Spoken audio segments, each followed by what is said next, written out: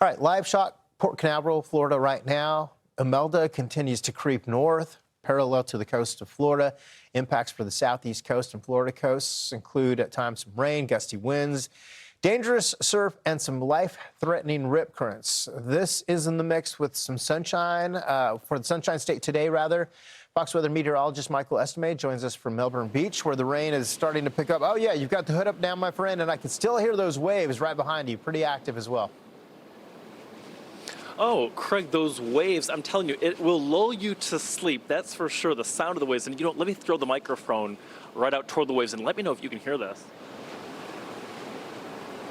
I mean, definitely roaring, right? And that's because of these wind-driven waves that we're seeing. The winds right now, by the way, I just checked at Melbourne International Airport.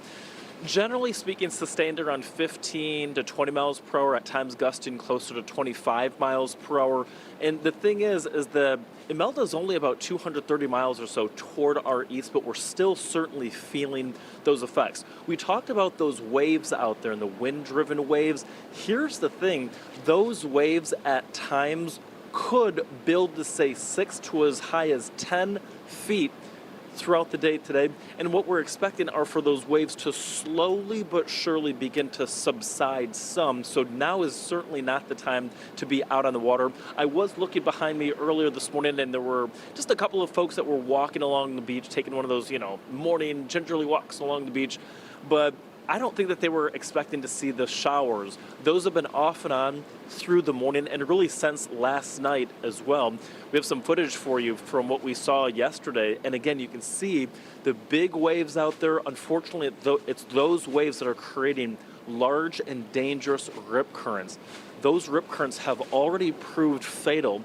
Over the weekend, we learned of a 51-year-old gentleman. He was from out of town that was swept out to sea and ended up drowning.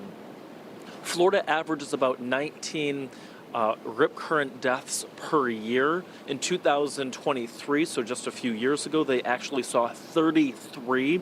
And what I thought was the most interesting is that we actually spoke with a former lifeguard yesterday, and he was sharing with me that sometimes when you actually have a landfalling storm, be it a tropical storm or a hurricane, people are like, oh goodness, there's a landfalling storm, we're just going to stay off the beach completely, as opposed to what we've seen with Imelda, where it's run parallel to the shore, it's not made landfall, so people have that false sense of security that, hey, we don't have a landfalling hurricane, that means we can run out to the beach, jump in the water, and have a good old day.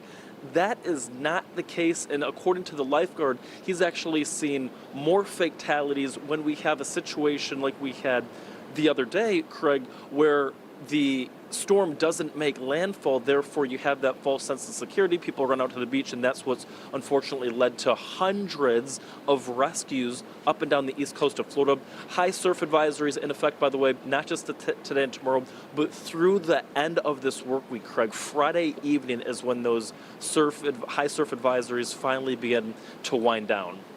Yeah, I can't stress that enough, Michael. Stay out of the water. You just don't know the dangers underneath there. We appreciate the update. We'll check in with you throughout the morning. Fox Weather Meteorologist Michael Estime from Melbourne Beach, Florida.